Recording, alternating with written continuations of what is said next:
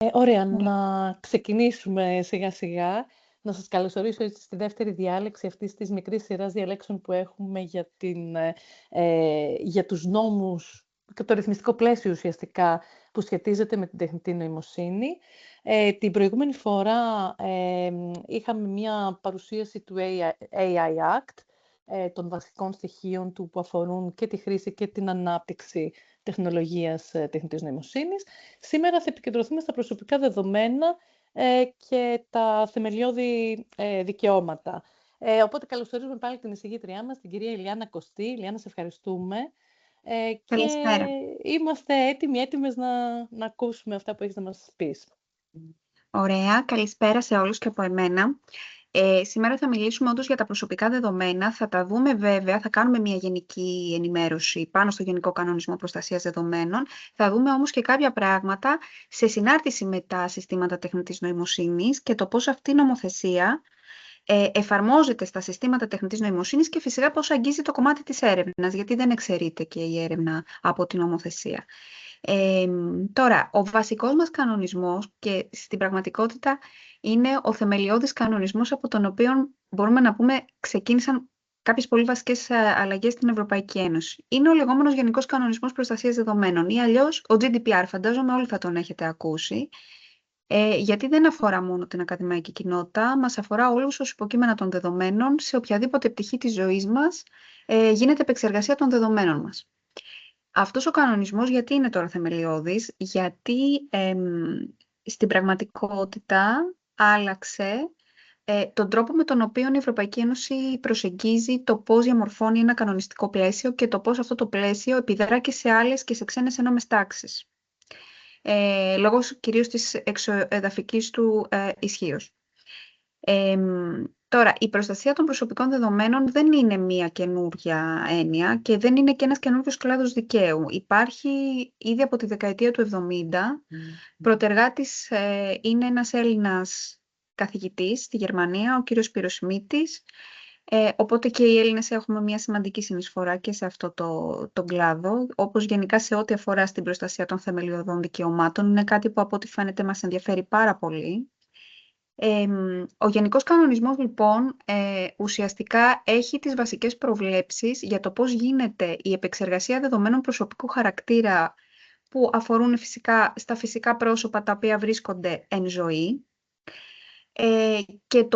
Και η μεγάλη πρόκληση είναι το πώς αυτοί οι κανόνες που ορίζονται σε αυτόν τον κανονισμό θα εφαρμοστούν σε συστήματα τεχνητής νοημοσύνης και γενικώς σε τεχνολογικά εργαλεία. Ο Γενικός Κανονισμός ως βασική προσέγγιση είναι τεχνολογικά ουδέτερος. Αυτό τι σημαίνει? Ότι δεν κάνει καμία ρητιμνία σε τεχνολογία ή σε τεχνολογικά εργαλεία. Επικεντρώνεται κατά βάση στα αποτελέσματα που μπορεί να έχει η οποιαδήποτε επεξεργασία των δεδομένων στους ίδιους τους ανθρώπους, στα υποκείμενα δηλαδή των δεδομένων. Στο κομμάτι των επεξεργασιών όμως πολλές φορές επισέρχεται και η ίδια η τεχνολογία. Οπότε και με αυτόν τον τρόπο αφορά και στα εργαλεία τεχνητής νοημοσύνης και στα συστήματα τεχνητής νοημοσύνης. Ο βασικός στόχος αυτού του κανονισμού, λοιπόν, είναι να μπορεί να εφαρμοστεί διαχρονικά και να μην απαιτείται κάθε 3 και λίγο ο νομοθέτης να επισέρχεται και να κάνει αλλαγές επί των προβλεπόμενων υποχρεώσεων. Μας ενδιαφέρει λοιπόν σε επίπεδο Ευρωπαϊκής Ένωσης να διασφαλίσουμε ότι τα θεμελιώδη δικαιώματα και κυρίως το δικαίωμα στην ιδιωτικότητα εν προκειμένου προστατεύεται και ενισχύεται. Ο Γενικός Κανονισμός τώρα επίσης εφαρμόζεται σε όλα τα στάδια ζωής ενός συστήματος τεχνητής νοημοσύνης. Όπως εφαρμόζεται σε οποιαδήποτε επεξεργασία γίνεται σε μορφή αρχείου, όποιος και να την κάνει. Τι θέλω να πω με αυτό? Μία εταιρεία η οποία πωλεί προϊόντα διαδικτυακά. Η τεχνολογία, βέβαια, εδώ δεν υπάρχει ζήτημα τεχνητής νοημοσύνης. Ας πούμε ότι κάποιος έχει ένα e-shop. Εφόσον συλλέγει δεδομένα στο πλαίσιο της πώλησης των πωλήσεων που κάνει, θα πρέπει να εφαρμόσει, για παράδειγμα, αυτόν τον κανονισμό. Το ίδιο ισχύει και για κάποια εταιρεία η οποία αναπτύσσει και εμπορεύεται συστήματα τεχνητής νοημοσύνης. Όπως επίσης το ίδιο ισχύει και για εμάς, στο στάδιο της έρευνας ακόμα, για την ανάπτυξη τέτοιων συστημάτων, εφόσον συμπεριλαμβάνουμε, για παράδειγμα, στο training data set του συστήματος, δεδομένα προσωπικού χαρακτήρα. Υπάρχουν βέβαια προϋποθέσεις τις οποίες στη συνέχεια θα τις αναλύσουμε και θα τις συζητήσουμε, όπως θα εξετάσουμε τι είναι αυτά τα προσωπικά δεδομένα, τι σημαίνει προσωπικό δεδομένο. Γιατί υπάρχει και παρανόηση γενικώς πάνω σε αυτό το ζήτημα. Το άρθρο λοιπόν του κανονισμού, το άρθρο 4, μας ορίζει τα προσωπικά δεδομένα ως εξής. Είναι κάθε πληροφορία που αφορά σε ταυτοποιημένο ή ταυτοποιήσιμο φυσικό πρόσωπο. Το ταυτοποιήσιμο πρόσωπο, καταλαβαίνετε ποιο είναι, έτσι, είναι το πρόσωπο του οποίου άμεσα προκύπτει η ταυτότητά του. Αν εγώ τώρα σας αποστείλω το δελτίο της ταυτότητάς μου για να το κρατήσετε στην Ελληνική Εταιρεία Τεχνητής Νοημοσύνης, γιατί είμαι μέλος και δεν θυμάμαι αν έχει ζητηθεί, δεν έχει σημασία. Αυτά είναι δεδομένα μου, τα οποία με ταυτοποιούν άμεσα, άρα είμαι ένα ταυτοποιήσιμο μέλος της Ελληνικής Εταιρείας Τεχνητής Νοημοσύνης. Ένα ταυτοποιημένο, μέλος της Εταιρείας Τεχνητής Νοημοσύνης. Υπάρχει δυνατότητα κάποιος να ταυτοποιείται πολλές φορές με έμεσο τρόπο. Δηλαδή, με συνδυασμό δεδομένων, να καταλήγουμε στην ταυτότητα ενός προσώπου. Ο κανονισμός καλύπτει και αυτές τις περιπτώσεις, δηλαδή και τις περιπτώσεις των φυσικών προσώπων που μπορούν με έμεσο τρόπο να ταυτοποιηθούν, να μην είναι εξ αρχής προφανής η ταυτοποίηση, αλλά με συνδυασμό δεδομένων να καταλήγουμε στην ταυτοποίηση. Και γιατί έχει σημασία αυτό στο κομμάτι της έρευνας? Γιατί πολλές φορές μπορεί να θεωρούμε ότι θα πάρουμε κάποια σκόρπια δεδομένα και εντάξει δεν τρέχει τίποτα, δεν έχουμε κανένα πρόβλημα, όμως έμεσα το υποκείμενο μπορεί να ταυτοποιείται και εμείς τυπικά να μην έχουμε τηρήσει την νομοθεσία σε κάποια πράγματα. Φυσικά, ο κανονισμός, όπως σας ανέφερα και νωρίτερα, εφαρμόζεται όταν έχουμε μία επεξεργασία δεδομένων σε μορφή αρχείου. Αυτό που μας λέει η νομοθεσία είναι ότι, για παράδειγμα, η προφορική ανταλλαγή πληροφοριών δεν εμπίπτει στη συγκεκριμένη νομοθεσία. Παρά το γεγονός ότι πρόσφατα είχαμε μία αντίθετη αποφασία από το Ευρωπαϊκό Δικαστήριο, αλλά ρητά στον Γενικό Κανονισμό η πρόβλεψη είναι για τις επεξεργασίες που γίνονται σε μορφή αρχείου. Και όταν λέμε επεξεργασία δεδομένων, εννοούμε οτιδήποτε κάνουμε σε ένα σύνολο δεδομένων που έχουμε ως αρχείο. Το αρχείο μπορεί να είναι φυσικό, μπορεί να είναι ηλεκτρονικό, μπορεί να είναι μέσα στα email μας, μπορεί να είναι στην επιφάνεια εργασίας μας, μπορεί να είναι στο intranet ενός οργανισμού, μπορεί να είναι στο cloud, οπουδήποτε μπορεί να υφίσταται ένα αρχείο με προσωπικά δεδομένα. Οτιδήποτε λοιπόν κάνουμε σε αυτό το αρχείο, από την συλλογή των δεδομένων και την απλή αποθήκευση, από την εξαγωγή δεδομένων, από τη διαγραφή, την καταστροφή δεδομένων, όλα αυτά είναι επεξεργασίες προσωπικών δεδομένων, η διαβίβαση των δεδομένων, το να πάρουμε κάποια δεδομένα και να τα στείλουμε σε έναν άλλον υπεύθυνο επεξεργασίας. Όλα αυτά είναι ενέργειες πάνω σε ένα σύνολο με δεδομένα, οι οποίες εμπίπτουν στη συγκεκριμένη νομοθεσία.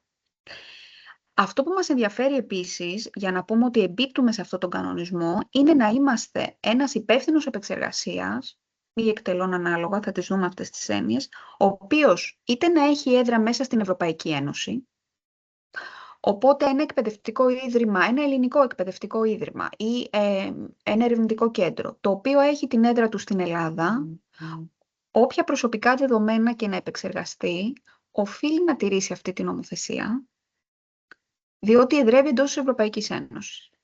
Ακόμα και αν το αποτέλεσμα των επεξεργασιών μπορεί να μην εφαρμόζεται μέσα στην Ένωση. Μπορεί να έχουμε μια συνεργασία, για παράδειγμα, με την Αμερική, με τις Ηνωμένες Πολιτείες. Μπορεί να έχουμε μια συνεργασία με κάποια χώρα της Ασίας.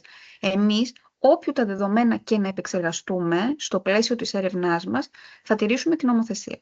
Αντίστοιχα, ακόμα και αν έχουμε έναν φορέα, ο οποίος, για παράδειγμα, εδρεύει εκτός Ευρωπαϊκής Ένωσης, εάν οι επεξεργασίες αφορούν τους πολίτες της Ευρωπαϊκής Ένωσης, και πάλι οφείλει να τηρήσει τη συγκεκριμένη νομοθεσία. Δηλαδή, φανταστείτε μία εταιρεία ή ένα εκπαιδευτικό ίδρυμα ή οποιονδήποτε επεξεργάζεται δεδομένα Ευρωπαίων πολιτών, γιατί θέλει να αναπτύξει, για παράδειγμα, ένα σύστημα τεχνητής νοημοσύνης που να απευθύνεται στο ευρωπαϊκό καταναλωτικό κοινό. Οπότε θα πρέπει να συλλέξει δεδομένα που να αφορούν τους Ευρωπαίους καταναλωτές, μπορεί να το περιορίσει και σε επιμέρους εθνικά επίπεδα, Οπότε να φτιάξει datasets με προσωπικά δεδομένα που να ταυτοποιούν τα πρόσωπα. Ή μπορεί να συλλέγει εικόνες ανθρώπων, όπως βλέπουμε πολλές φορές σε μέσα κοινωνικής δικτύωσης, γιατί και η εικόνα είναι ένα προσωπικό δεδομένο.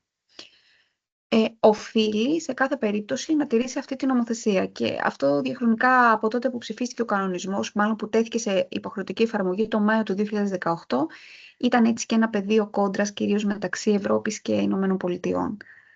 Η αυστηρότητα σε εισαγωγικά της Ευρώπης αναφορικά με την προστασία της ιδιωτικότητας και τους κανόνες που θέτει για την προστασία αυτού του θεμελιώδους δικαιώματος.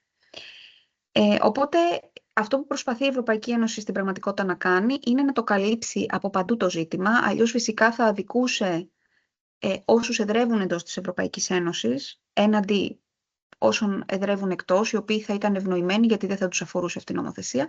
Παρ' όλα αυτά όχι, ο κανονισμός έχει αυτή την εξωεδαφική λεγόμενη ισχύ και μάλιστα έχει επιδράσει και σε πολλές ξένες ένομες τάξεις, οι οποίες έχουν υιοθετήσει είτε ως εθνικό τους νόμο τον κανονισμό, όπως η Ιαπωνία για παράδειγμα, ή φυσικά και η Αγγλία, υπάρχει το UK GDPR, είτε τον εφαρμόζουν γιατί αναγκαστικά όταν απευθύνονται σε Ευρωπαίους πολίτες οφείλουν να εφαρμόσουν τη συγκεκριμένη νομοθεσία. Τώρα, ένα βασικό κομμάτι και ειδικά στο κομμάτι της έρευνας, όταν φτιάχνουμε λοιπόν training datasets για τα συστήματα που εμείς θέλουμε να αναπτύξουμε και το βλέπουμε πολύ συχνά αυτό και σε μελέτες που γίνονται, για παράδειγμα, όχι μόνο στα πανεπιστήμια. Εγώ επειδή έχω και κάποια νοσοκομεία ως υπεύθυνη προστασίας δεδομένων.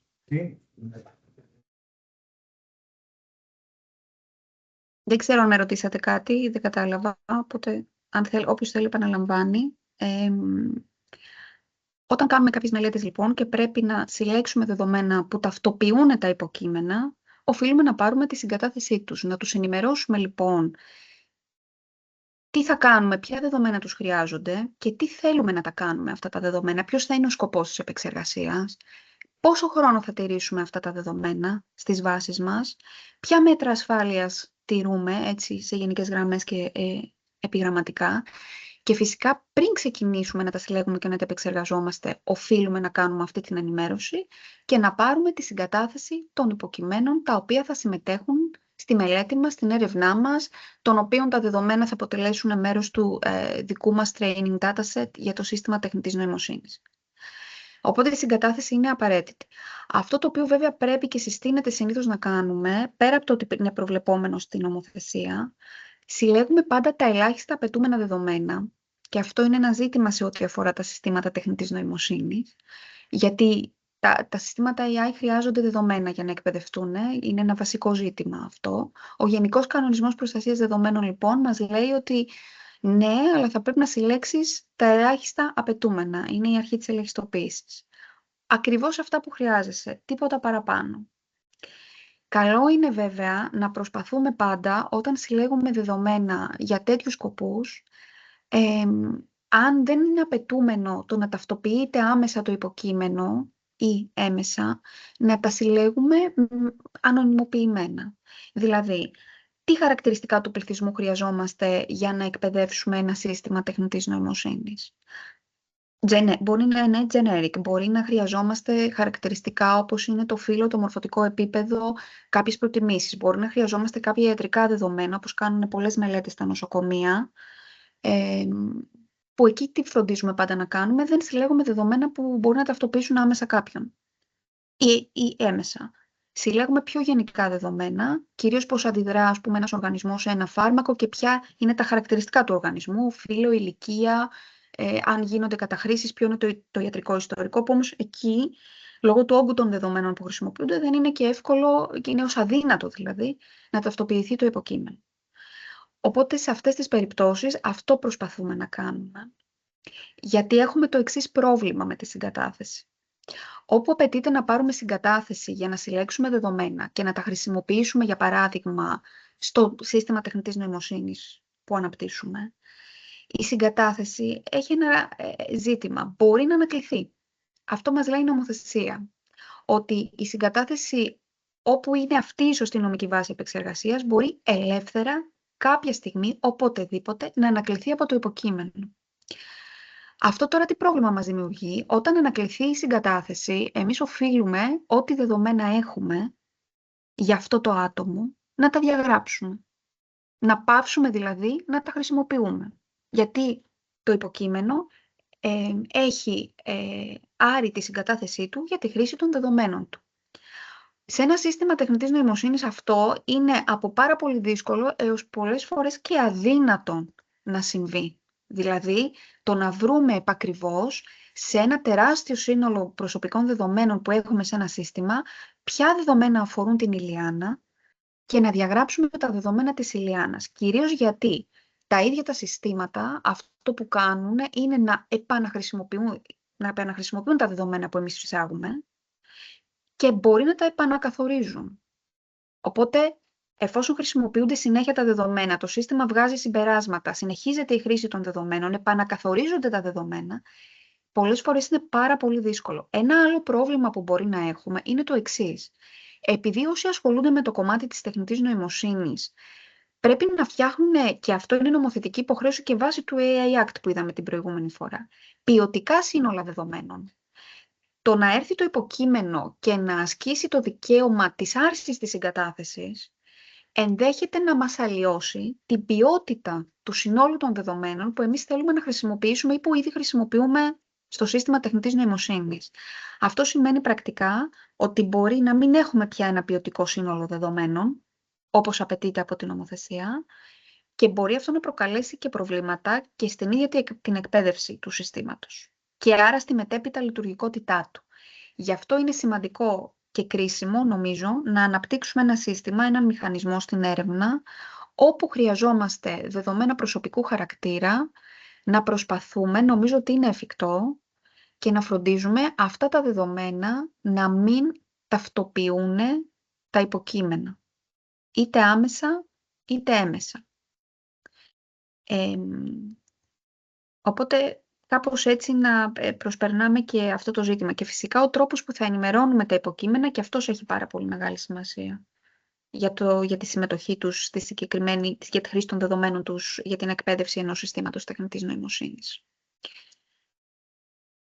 Άλλη μια βασική αρχή, η οποία προβλέπεται στον Γενικό Κανονισμό Προστασίας Δεδομένων, στο άρθρο 5, είναι η αρχή του περιορισμού του σκοπού. Τι σημαίνει αυτό με βάση την νομοθεσία, με βάση το GDPR και τι προβλήματα μας δημιουργεί στα συστήματα τεχνητής νοημοσύνης? Ο κανονισμός μας λέει ότι τα δεδομένα πρέπει να συλλέγονται για ρητούς, νόμιμους φυσικά, και προκαθορισμένους σκοπούς. Δηλαδή, εμείς όταν στο στάδιο συλλογής των δεδομένων μας και της διαμόρφωσης του dataset που έχουμε, θα πρέπει να γνωρίζουμε για ποιο σκοπό θέλουμε να χρησιμοποιήσουμε τα δεδομένα. Γιατί θα τα επεξεργαστούμε, λοιπόν. Και τα δεδομένα δεν πρέπει να υποβάλλονται σε περαιτέρω επεξεργασία κατά τρόπο που να είναι ασύμβατος προς τους σκοπούς αυτούς. Επεξεργασία για παρεμφερείς σκοπούς επιτρέπεται. Δεν μπορούμε να αλλάξουμε όμως το σκοπό της επεξεργασίας. Δηλαδή, δεδομένα που έχουμε συλλέξει για ένα συγκεκριμένο σκοπό, δεν μπορούμε να τα χρησιμοποιήσουμε σε τελείως διαφορετικό context. Χωρίς τουλάχιστον να έχουμε ενημερώσει τα ίδια τα υποκείμενα και να έχουμε πάρει ενδεχομένως τη συγκατάθεσή τους για αυτό το σκοπό. Βέβαια, περαιτέρω επεξεργασία που μπορεί να γίνει για σκοπούς που έχουν να κάνουν με αρχιοθέτηση προς το δημόσιο συμφέρον ή για σκοπούς επιστημονικής ή ιστορικής έρευνας ή για στατιστικούς σκοπούς, δεν θεωρείται ασύμβατη με τους αρχικούς σκοπούς και μπορεί να πραγματοποιηθεί. Πάρα πολύ σημαντικό, όπως είπαμε και πριν, ο σκοπός που θέλουμε να επεξεργαστούμε τα δεδομένα να έχει καθοριστεί, εγώ λέω εδώ στο στάδιο της συλλογής, ουσιαστικά είναι πριν καν φτάσουμε στο στάδιο της συλλογής των δεδομένων. Θα πρέπει να ξέρουμε γιατί τα θέλουμε. Γιατί γνωρίζοντας γιατί τα θέλουμε τα δεδομένα, θα ξέρουμε, μπορούμε να καθορίσουμε ακριβώς ποια δεδομένα χρειαζόμαστε, ποια είδη δεδομένων έστω χρειαζόμαστε από τους συμμετέχοντες σε αυτό. Λοιπόν, η συγκεκριμένη αρχή είναι μία αρχή που έρχεται, θα μπορούσαμε να πούμε, σε αντίθεση εξορισμού με τον τρόπο που λειτουργούν τα συστήματα τεχνητής νοημοσύνης. τα οποία ουσιαστικά τι κάνουν, βασίζονται στη συλλογή και την επεξεργασία όσο των δυνατόν περισσότερων δεδομένων. Γιατί τα συστήματα χρειάζονται data για να εκπαιδευτούν. Κυρίως στο κομμάτι του επανακαθορισμού και της επαναχρησιμοποίησης των δεδομένων, εκεί μπορεί ο σκοπός ενδεχομένως, μέσα στο ίδιο το σύστημα δηλαδή, να αλλάξει. Κυρίως όταν μιλάμε για συστήματα που δεν μπορούμε και απολύτως να ελέγξουμε ως προγραμματιστές, ως δημιουργοί κτλ. Το πώς θα αναπτύξει το σύστημα μοτίβα και τι συσχετισμούς δεδομένων θα κάνει για να μας δώσει το output στη συνέχεια, το αποτέλεσμα τέλος πάντων. Αυτό είναι ένα ζήτημα λοιπόν.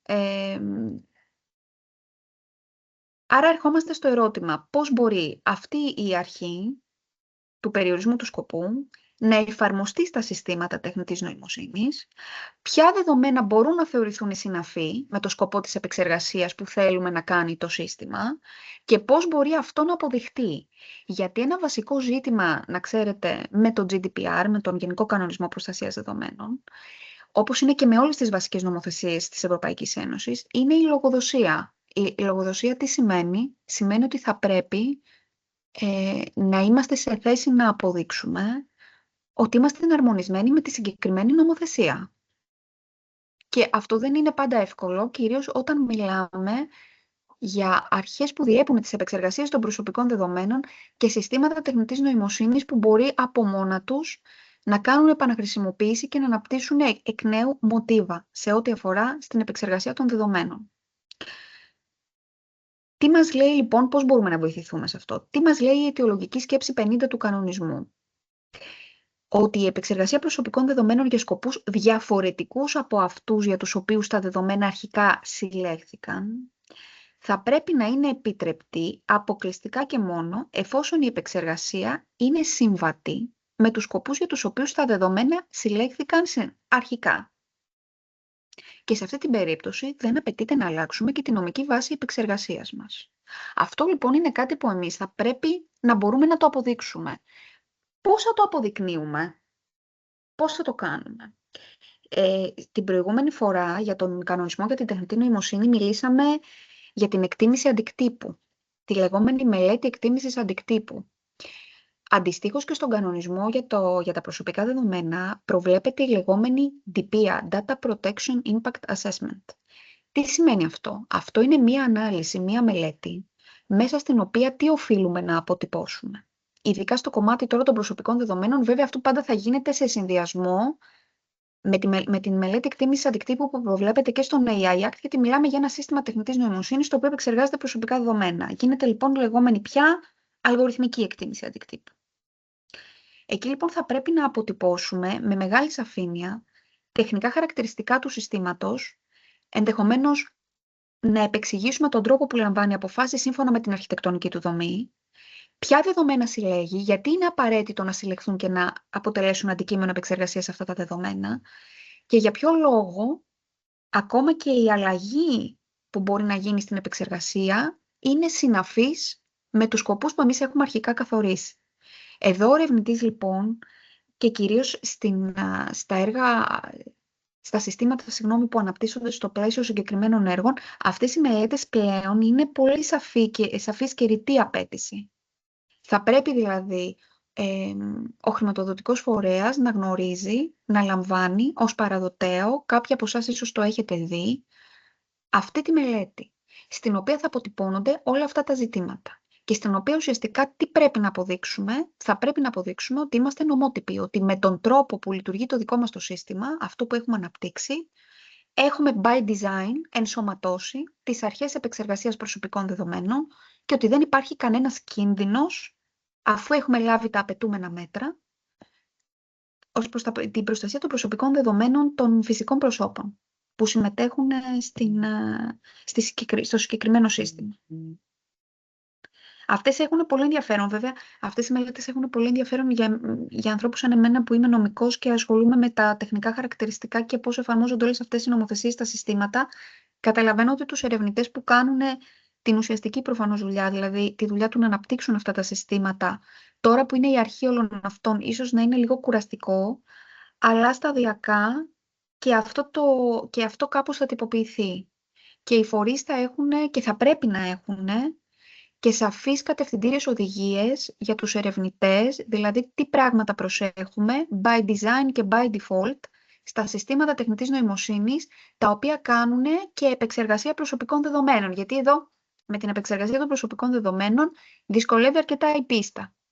Δεν είναι δηλαδή συστήματα τεχνητής νοημοσύνης που μπορεί να επεξεργάζονται δεδομένα που έχουν να κάνουν με το περιβάλλον, με το έδαφος, με το νερό, με οτιδήποτε. Μιλάμε για δεδομένα φυσικών προσώπων. Άρα έρχεται και αυτή η νομοθεσία και συμπληρώνει τον κανονισμό για την τεχνητή νοημοσύνη. Δεν είναι βέβαια κάτι αδύνατο και δεν είναι κάτι που πρέπει να μας τρομάζει. Φυσικά και γίνεται. Πλέον βέβαια θα είναι απαιτούμενο.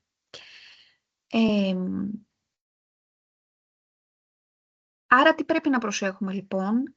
Απαιτείται να βρίσκουμε κάθε φορά, το οποίο μέσα από την εμπειρία μας νομίζω μπορεί να γίνει, μια χρυσή ισορροπία μεταξύ του περιορισμού στα δεδομένα που συλλέγουμε, δηλαδή σε αυτό που λέει ο κανονισμός ελαχιστοποίηση, τα ελάχιστα απαιτούμενα που χρειαζόμαστε, στο να φτιάχνουμε ποιοτικά σύνολα δεδομένων, γιατί και αυτό είναι μια απέτηση και το θέλουμε άλλωστε, γιατί έτσι θα λειτουργήσει και σωστά το σύστημά μας, στον καθορισμό συγκεκριμένων σκοπών επεξεργασίας και στον περιορισμό της χρήσης των δεδομένων.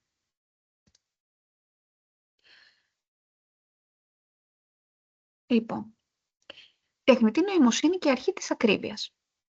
Το άρθρο 5 του κανονισμού. Τι μας λέει ο κανονισμός?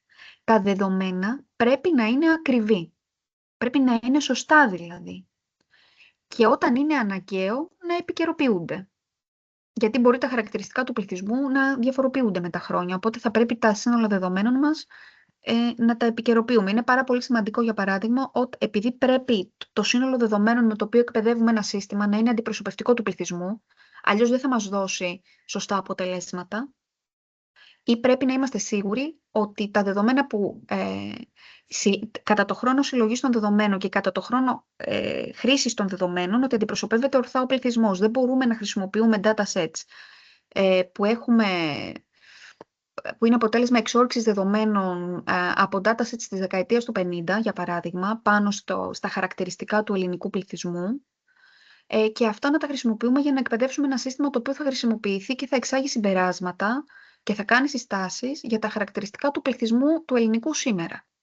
Δεν είναι σίγουρα αυτό ένα αντιπροσωπευτικό σύνολο δεδομένων, οπότε εκεί καταλαβαίνουμε ότι μάλλον δεν θα μας δίνει και πολύ ακριβή αποτελέσματα. Οπότε εκεί θέλει λίγο προσοχή. Θα πρέπει να παίρνουμε πάντα όλα τα εύλογα μέτρα για την άμεση διαγραφή ή διόρθωση δεδομένων προσωπικού χαρακτήρα, τα οποία είναι ανακριβή σε σχέση με τους σκοπούς επεξεργασίας. Μέχρι στιγμής, βέβαια, ο κανονισμός για την τεχνητή νοημοσύνη το έχει αλλάξει αυτό. Η πρακτική μέχρι τώρα ήταν η εκπαίδευση των αλγορίθμων να γίνεται με δεδομένα που δεν υπάρχει ποιοτικός έλεγχος.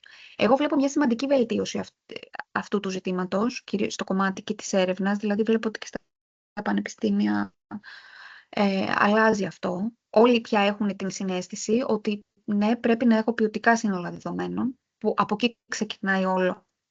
Εκεί ξεκινάει όλο, είναι πάρα πολύ σημαντικό αυτό.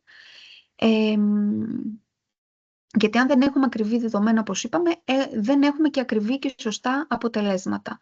Αν δεν έχουμε ακριβή αποτελέσματα, ειδικά σε ό,τι αφορά σε συστήματα που επεξεργάζονται προσωπικά δεδομένα, είναι σχεδόν βέβαιο ότι θα έχουμε προβλήματα με bias, δηλαδή με προκατάληψη στα συστήματα τεχνητής νοημοσύνης, οπότε εκεί θα έχουμε επιπλέον προβλήματα. Δηλαδή θα καταλήξουμε κάποια στιγμή να μην μπορούμε να χρησιμοποιήσουμε το σύστημα και άρα να έχουμε κάνει τζάμπα δουλειά ουσιαστικά, γιατί δεν έχουμε ακολουθήσει τους βασικούς κανόνες της νομοθεσίας και πρακτικά δεν έχουμε το επιδιωκόμενα αποτελέσματα. Και το κομμάτι της προκατάληψης επίσης, το είδαμε λίγο την προηγούμενη φορά, είναι και αυτό νομοθετικά προβλεπόμενο και είναι επίσης νομοθετικά προβλεπόμενοι οι μηχανισμοί εντοπισμού της προκατάληψης στα συστήματα. Και φυσικά είναι και απαιτούμενο το να έχουμε μηχανισμούς αποφυγής, δηλαδή το να φτιάχνουμε ποιοτικά σύνολα δεδομένων είναι ένας τρόπος να μειώσουμε ή να αποφύγουμε εξ ολοκλήρου φαινόμενα προκατάληψης στα αποτελέσματα των συστημάτων.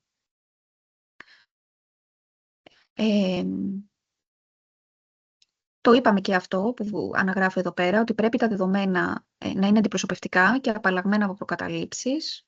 Αυτό απαιτεί η αρχή της ακρίβειας. Τώρα πάμε να δούμε ζητήματα profiling, τα οποία, ναι, τόσο το κομμάτι της έρευνας, θα μπορούσαν ενδεχομένως, αν η έρευνα ασχολείται με ένα ζήτημα που σχετίζεται με την κατάρτιση προφίλ του πληθυσμού, μπορεί να αφορά, συνήθως profiling βλέπουμε σε ζητήματα καταναλωτών, δηλαδή οι εταιρείες θέλουν κατάρτιση προφίλ για να ξέρουν να στοχεύσουν καλύτερα, για να έχουν περισσότερους πελάτες, να έχουν περισσότερους ευχαριστημένους πελάτες. Αυτό είναι το κομμάτι της κατάρτισης προφίλ. Κατάρτιση προφίλ βλέπουμε πάρα πολύ επίσης στους αλγόριθμους των κοινωνικών δικτύων, δηλαδή Facebook, Instagram, Twitter και όλα αυτά. Ακριβώς γιατί θα πρέπει να παραμένουμε συνδεδεμένοι, θα πρέπει να συνεχίσουμε να έχουμε μία σχέση με το μέσο, οπότε η κατάρτιση προφίλ βοηθάει θεωρητικά τον αλγόριθμο να κάνει προτάσεις για καλύτερο περιεχόμενο, αλλά έχει πάρα πολλές προεκτάσεις όλο αυτό το ζήτημα, οι οποίες δεν είναι αγαθές και πολλές φορές δεν είναι και ηθικές. Υπάρχουν πάρα πολλά ζητήματα, δηλαδή, σε νομικό επίπεδο. Η κατάρτιση προφίλ, λοιπόν, υπόκειται στους κανόνες του Γενικού Κανονισμού Προστασίας Δεδομένων, που διέπουν την επεξεργασία των προσωπικών δεδομένων. Τι είναι τώρα η κατάρτιση προφίλ, τι μας λέει η νομοθεσία? Είναι οποιαδήποτε μορφή αυτοματοποιημένης επεξεργασίας δεδομένων προσωπικού χαρακτήρα για την αξιολόγηση προσωπικών πτυχών σχετικά με ένα φυσικό πρόσωπο. Δηλαδή, μπορεί να αφορά την ανάλυση ή την πρόβλεψη πτυχών που αφορούν τις επιδόσεις στην εργασία, την οικονομική κατάσταση, την υγεία, τις προσωπικές προτιμήσεις ή συμφέροντα, την αξιοπιστία ή τη συμπεριφορά, τη θέση ή κινήσεις του υποκειμένου των δεδομένων στον βαθμό που παράγει νομικά αποτελέσματα έναντι του προσώπου αυτού ή το επηρεάζει σημαντικά κατά ανάλογο τρόπο. Αυτό είναι το profiling, αυτό είναι η κατάρτιση προφίλ. Ως υποκείμενο των δεδομένων το βιώνουμε όλοι. Το βλέπουμε έτσι, το κομμάτι της κατάρτισης προφίλ, πώς γίνεται. Ακόμα και μέσω των cookies που μπορεί να... Δηλαδή, γιατί και τα cookies συμβάλλουν στην κατάρτιση του καταναλωτικού μας προφίλ, για παράδειγμα. Σε ποια site εμείς μπορεί να μπαίνουμε. Και τι συστάσεις, τι προτάσεις μας γίνονται στη συνέχεια. Ακόμα και μπαίνοντας σε site εκτός ενός κοινωνικού δικτύου, όταν μπαίνεις στο κοινωνικό δίκτυο, πολλές φορές σου εμφανίζεται στο χρονολόγιό σου, στη ροή δηλαδή του περιεχομένου, διαφημίσεις από συγκεκριμένα site που είχαμε νωρίτερα επισκεφθεί στο παρελθόν. Συμβαίνει αυτό, είναι πολύ διαδεδομένο στην αγορά.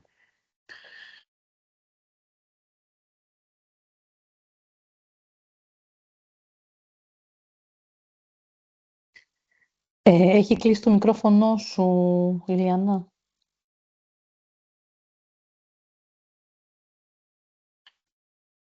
Συγγνώμη, δεν το έκλεισα εγώ, δεν ξέρω πώς έγινε. Ωραία. Ένα μισό λεπτό, συνεχίζουμε. Μετά τα cookies σε χάσαμε. Ωραία. Το άρθρο 22 του κανονισμού για τα προσωπικά δεδομένα.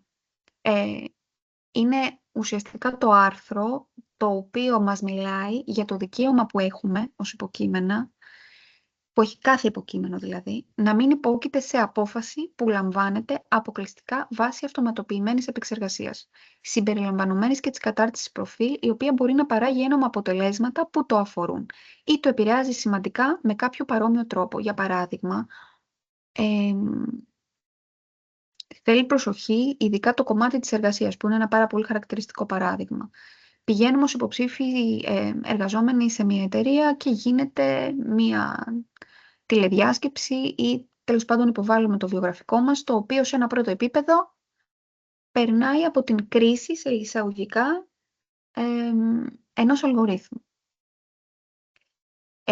Ο αλγόριθμος, έχοντας εκπαιδευτεί με τον τρόπο που έχει εκπαιδευτεί, τον οποίο εμείς φυσικά δεν είμαστε σε θέση να έχουμε ελέγξει ως υποψήφιοι εργαζόμενοι, θα λάβει μια απόφαση για το κατά πόσο είμαστε ταιριαστοί με τη θέση της εταιρείας ή όχι, οπότε μπορούμε να πάμε στο επόμενο στάδιο αξιολόγησης, η οποία μπορεί να γίνει, στο επόμενο στάδιο μπορεί να γίνει από άνθρωπο, ή να απορριφθεί η υποψηφιότητά μας. Αν θεωρούμε λοιπόν εκεί ότι ο αλγόριθμος και η κατάρτιση που θα κάνει του προφίλ μας, του εργασιακού μας προφίλ, και φυσικά λαμβάνοντας μια απόφαση που θα έχει αποτελέσματα σημαντικά για τη ζωή μας, αν θα εργαστούμε ή δεν θα εργαστούμε στη συγκεκριμένη θέση, μας δίνει το δικαίωμα να ζητήσουμε την ανθρώπινη παρέμβαση, για παράδειγμα. Δηλαδή, έχουμε το δικαίωμα να πούμε εγώ θα ήθελα το βιογραφικό μου να εξεταστεί από κάποιον άνθρωπο. Αυτό είναι πολύ σημαντικό. Βέβαια, αντικειμενικά μιλώντας, δεν μπορεί να έχει εφαρμογή σε κάθε είδους εργασία. Δηλαδή, όταν μιλάμε για τεράστιες εταιρείες, πολυεθνικές, κολοσσούς, οι οποίοι μπορεί για μία θέση να λάβουν πολλές χιλιάδες βιογραφικά και γνωρίζουμε ότι χρησιμοποιούν τέτοιου είδους συστήματα για να κάνουν σε ένα πρώτο στάδιο αξιολόγηση των βιογραφικών που έχουν υποβληθεί, δεν είναι πάντα εφικτό το κομμάτι της ανθρώπινης αξιολόγησης και της ανθρώπινης παρέμβασης. Και υπάρχει και σχετική απόφαση από το Ευρωπαϊκό Συμβούλιο Προστασίας Δεδομένων. Οπότε γι' αυτό ότι ναι, όντως εκεί σε αυτές τις περιπτώσεις ενδέχεται να μην είναι εφικτό αυτό. Βασική προϋπόθεση για να εφαρμοστεί το άρθρο 22 και να ζητήσουμε λοιπόν την ανθρώπινη παρέμβαση είναι να μην υπάρχει καθόλου ανθρώπινη παρέμβαση στην επεξεργασία, να είναι τελείως αυτοματοποιημένη, οπότε εκεί έχουμε το δικαίωμα να ζητήσουμε την παρέμβαση ενός ανθρώπου. Τώρα, δεν εφαρμόζεται αυτό το άρθρο όταν η απόφαση, μας λέει ο νόμος, είναι αναγκαία για τη σύναψη ή την εκτέλεση σύμβασης μεταξύ του υποκειμένου και του υπεύθυνου επεξεργασίας, όταν επιτρέπεται από το δίκαιο της Ευρωπαϊκής Ένωσης ή του κράτους μέλους στο οποίο υπόκειται ο υπεύθυνος επεξεργασίας. Ο υπεύθυνος επεξεργασίας, για να καταλάβετε, κάθε φορά είναι η εταιρεία. Είναι αυτός που έχει την ευθύνη να συλλέξει τα δεδομένα, τα επεξεργάζεται με μέσα και τρόπο που εκείνος καθορίζει. Είναι ο εργοδότης, δηλαδή, εν προκειμένου. Αυτός είναι ο υπεύθυνος επεξεργασίας. Σε περιπτώσεις άλλου είδους εταιριών μπορεί να είναι η εταιρεία που εμπορεύεται προϊόντα. Σε περιπτώσεις δεδομένων, για παράδειγμα, όπως είναι τα πανεπιστήμια, το πανεπιστήμιο είναι ένας υπεύθυνος επεξεργασίας για τα δεδομένα του προσωπικού του, τα οποία συλλέγει και των ανθρώπων που απασχολεί στο δυναμικό του. Και ο υπεύθυνος επεξεργασίας, σύμφωνα με την νομοθεσία, έχει κατά βάση τις περισσότερες, όλες τις προβλεπόμενες υποχρεώσεις. Πρέπει να αποδεικνύει ότι έχει εναρμονιστεί με την νομοθεσία, πρέπει να τηρεί αυστηρές διαδικασίες, πρέπει να έχει εκπονήσει πολιτικές για τον τρόπο που εξεργάζεται τα δεδομένα. Και αυτό και είναι πάρα πολύ σημαντικό και βλέπετε ότι, για παράδειγμα, τα πανεπιστήμια, τα ερευνητικά κέντρα, στο κομμάτι του κανονισμού της διεξαγωγής της έρευνας που έχουν, συνήθως, και το ορθό είναι, να περιλαμβάνουν και το κομμάτι της επεξεργασίας των προσωπικών δεδομένων κατά την έρευνα. Και τώρα όλοι αυτοί οι κανονισμοί θα πρέπει να εμπλουτιστούν και με το κομμάτι της χρήσης εργαλείων τεχνητής νοημοσύνης στην έρευνα ή το πώς αναπτύσσουμε συστήματα τεχνητής νοημοσύνης, και φυσικά θα πρέπει να θυγούν και ζητήματα για generative AI. Δηλαδή όλοι οι κανονισμοί πλέον χρειάζονται εμπλουτισμό για την έρευνα σε αυτό το επίπεδο. Επίσης, όταν βασίζεται στη ρητή συγκατάθεση του υποκειμένου των δεδομένων, αυτό μας λέει ο νόμος. Υπάρχει και το δικαίωμα και επεξήγησης του τρόπου λήψης της απόφασης, και πλέον, να ξέρετε, με τον κανονισμό για την τεχνητή νοημοσύνη είμαστε και υποχρεωμένοι να μπορούμε να επεξηγήσουμε τον τρόπο που λαμβάνεται μία απόφαση. Και συνήθως αυτό φυσικά το κάνουμε όταν μας ζητηθεί μεμονωμένα από κάποιο υποκείμενο των δεδομένων που θα έχει το δικαίωμα να ρωτήσει και να πει «Παιδιά, μπορείτε να μου πείτε σε αυτό το σύστημα εάν χρησιμοποιήσατε δικά μου δεδομένα και ποια δεδομένα μου χρησιμοποιήσατε και πώς θα επεξεργαστήκατε αυτά τα δεδομένα».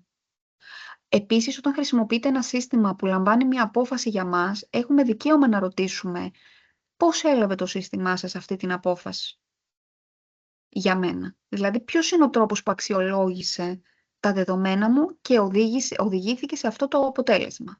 Υπάρχουν κάποια φαινόμενα, η Ευρώπη γενικώς έχει άλλη κουλτούρα.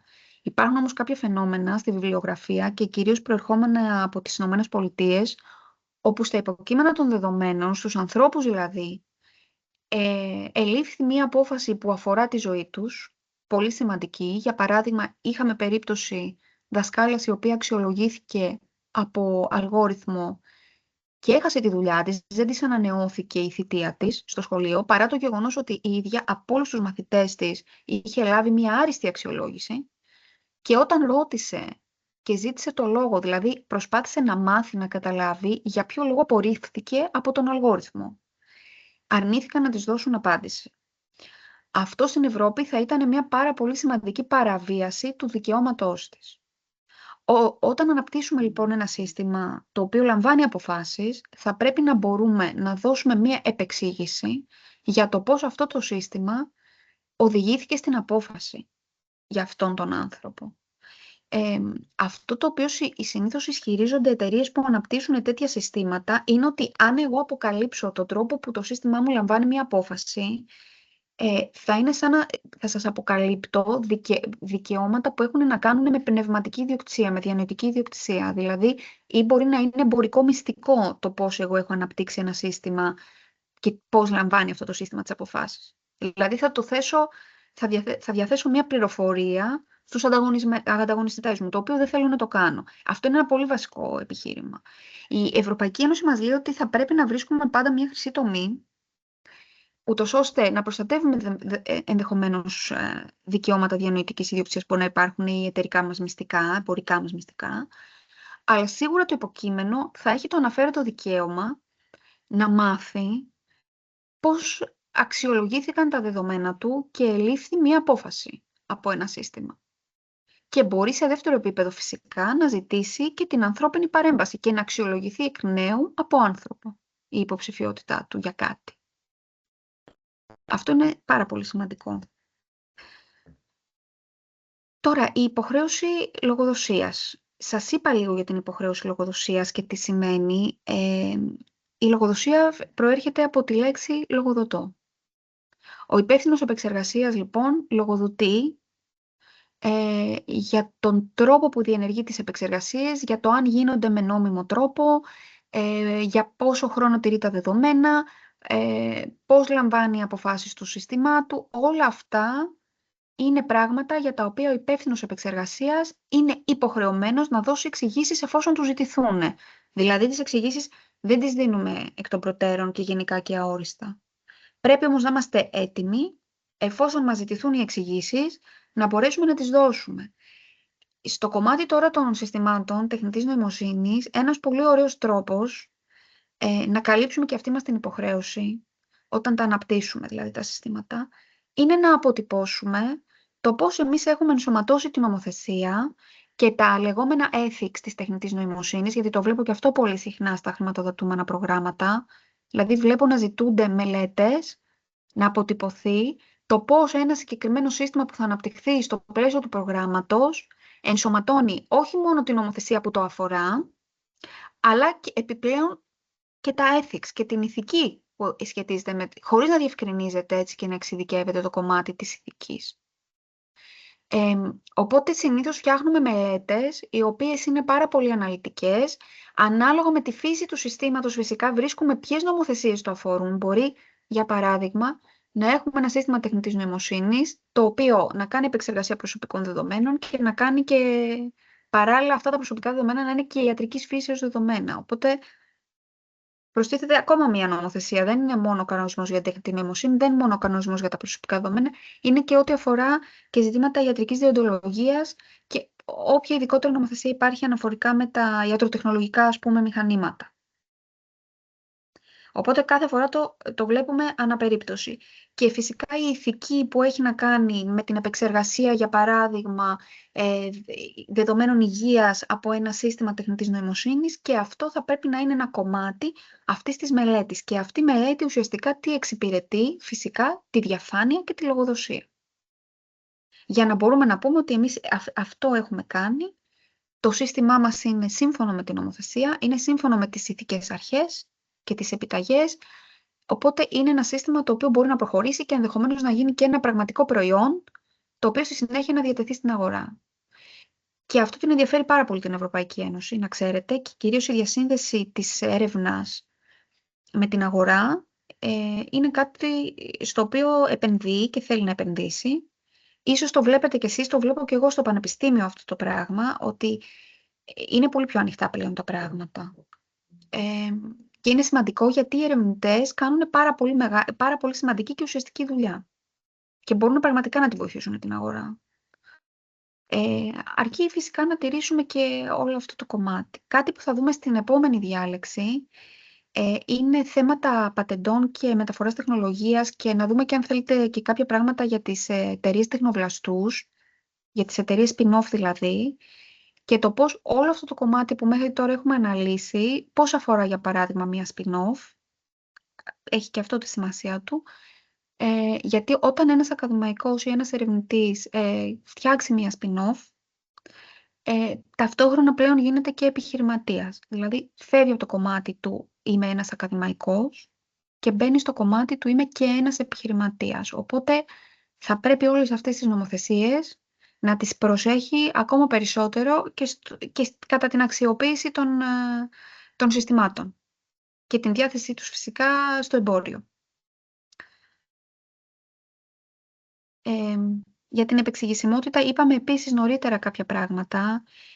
Υπάρχει επεξήγηση της γενικής λειτουργικότητας, υπάρχει του συστήματος, δηλαδή να μιλήσουμε γενικά για την αρχιτεκτονική δομή ενός συστήματος, να δώσουμε κάποιες γενικές πληροφορίες, που αυτό είναι αρκετά βοηθητικό συνήθως, γιατί δεν αποκαλύπτεις και πάρα πολλά μυστικά επί του συστήματος και υπάρχει η επεξήγηση της συγκεκριμένης απόφασης που έλαβε ένα σύστημα.